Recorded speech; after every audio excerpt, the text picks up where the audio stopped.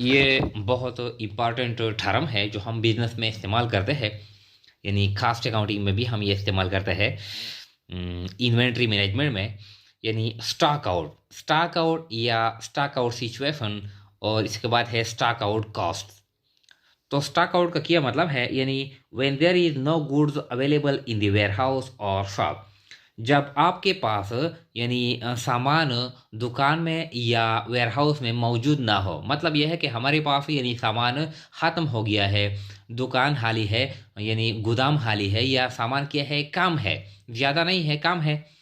And you can not meet the demand of the customer.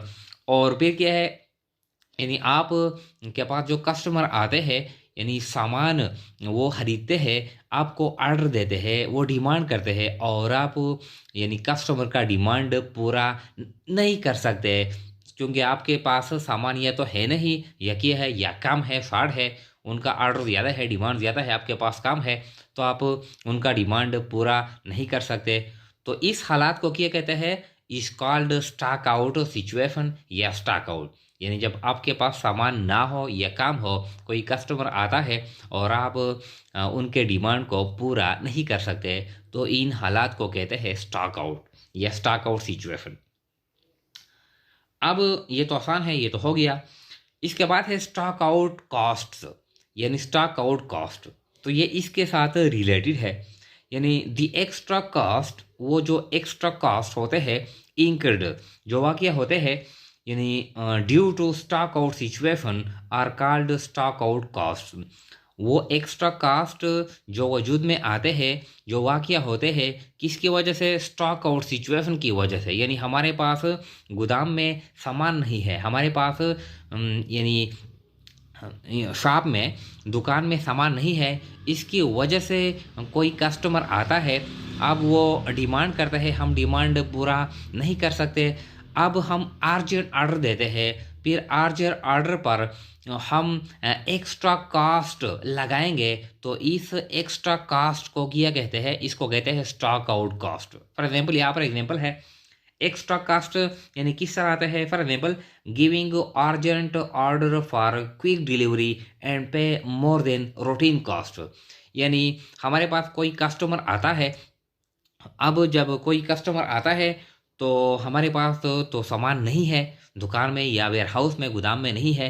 अब हम क्या करते हैं, हम पहले सामान परचेज करेंगे या पहले हम सामान बनाएंगे, तो यानी ये तो टाइम तो शॉर्ट होता है, तो हम क्या करेंगे, हम अर्जेंट ऑर्डर देंगे अपने सप्लायर को, पहले हम सामान अपने सप्लायर से परचेस करेंगे, तो हम अर्जेंट ऑर्डर देंगे। अर्जेंट ऑर्डर भी किसके लिए, फॉर क्विक डिलीवरी, यानी क्विक डिलीवरी के लिए। जब हम अर्जेंट ऑर्डर देते हैं, तो जो डिलीवरी होती है वो क्विक होती है, तो हम इस पर यानी एक्स्ट्रा कास्ट लगाते हैं। तो हम फर्ज करते हैं कि जब हम नॉर्मल ऑर्डर देते हैं, हम सामान परचेस करते हैं लाहौर से, लाहौर यानी हमारा जो बिजनेस है वो बन्नू में है, हम लाहौर से सामान परचेस करते हैं, तो इस पे यानी टेक 5 डेज, इस पे 5 दिन लगते हैं। जब लाहौर से सामान बन्नू में यानी सप्लाई किया जाता है, डिलीवर किया जाता है, तो 5 यानी दिन इस पे लगते हैं, और 5 दिन पे जो कास्ट आता है वो 20,000 आता है। अब चूंकि हमारे पास ग्राहक आ गया है, कस्टमर आ गया है, अब हम क्या करेंगे, यानी 5 दिन से पहले पहले हम, यानी हमको डिलीवरी यानी लाजमी है, हमारे पास यानी सामान पहुंचाना है। अब हम क्या करेंगे, अर्जेंट ऑर्डर देंगे। जब हम अर्जेंट ऑर्डर देंगे, तो हम यानी कंप्लीट जो गाड़ी है वो हम मुकम्मल तौर पर गाड़ी हायर करेंगे।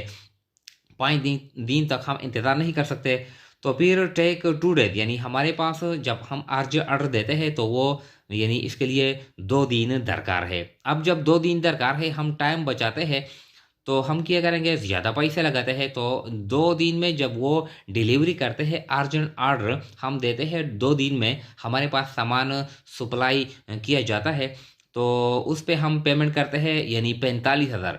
जो नॉर्मल जो डिलीवरी होती है 5 डेज में, उसका जो रेट है 20,000, और जो 2 दिन में जो अर्जेंट डिलीवरी है यानी ये 45,000 है।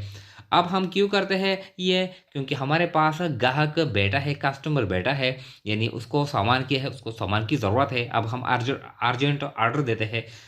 अब अगर हमारे पास ये सामान होता तो हम अर्जेंट ऑर्डर नहीं देते, हम उसको डायरेक्टली सेल करते हैं, अब हमारे पास है नहीं, तो इसकी वजह से यानी हमारे पास चूँकि दुकान में गोदाम में सामान नहीं है, 45,000 हमने दे दिए, 20,000 रूटीन है, तो हमने कितने ज़्यादा यानी दे दिए 25,000। तो ये 25,000 एक्स्ट्रा कास्ट आ गए due to stock out situation.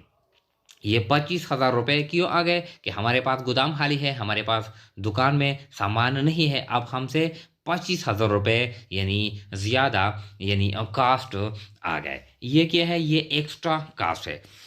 इसके अलावा यानी कुछ और भी है, यानी देखें, एक तो ये कि एक्स्ट्रा कास्ट भी आते हैं, और एक जो सेकंड जो इम्पॉर्टेंट पार्ट है इस क्वेश्चन का ये भी है कि जो फॉर एग्जांपल हम ऑर्डर नहीं देते, वो कस्टमर चला जाता है, हमारे पास सामान नहीं है, गोदाम में भी नहीं है, दुकान में भी नहीं है, वो कस्टमर चला जाता है, तो हमारा जो सेल है वो सेल्स हम लूज करते हैं। Profit lost due to lost of sale, यानी हमने इस कस्टमर को सेल नहीं कर लिया, जब हमने सेल नहीं कर लिया तो हमने प्रॉफिट भी यानी लूज कर ली।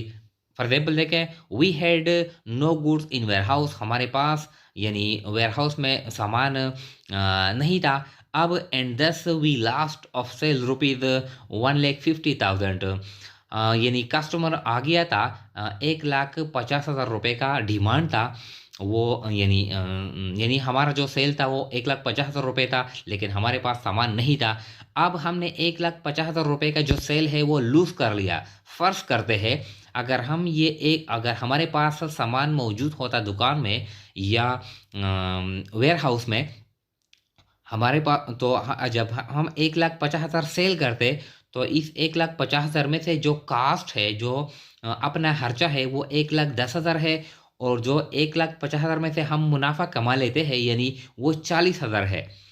अब तो चूंकि ये कस्टमर चला गया, ये 1,50,000 रुपये हमने सेल नहीं कर ली, जब हमने सेल नहीं कर ली तो मतलब ये है कि हमारे 40,000 जो प्रॉफिट यानी जो प्रॉफिट का जो बैलेंस था वो भी लास्ट किया गया। यानी स्टॉक आउट सिचुएशन की वजह से हमने सेल नहीं की, जब हमने सेल नहीं की तो हमने प्रॉफिट भी नहीं कमाई, तो ये भी क्या है, ये भी नुकसान है, ये भी कास्ट में आता है। तो profit lost due to lost of sale, यानी स्टॉक आउट सिचुएशन के ज़रिए दो तरह के कास्ट आते हैं। एक तो ये कि हम क्विक ऑर्डर के लिए हम एक्स्ट्रा कास्ट यानी अदा करेंगे, एक ये अगर ग्राहक चला जाता है, वापस चला जाता है, हम क्विक ऑर्डर नहीं देते तो हमारा जो सेल होता है वो सेल लूज़ किया जाता है। सेल में हमारे पास यानी जो प्रॉफिट मार्जिन है फॉर एग्जांपल 40,000 वो हम लूज़ करते हैं, तो ये भी क्या है, ये भी नुकसान है, ये भी कॉस्ट में कंसिडर किया जाता है।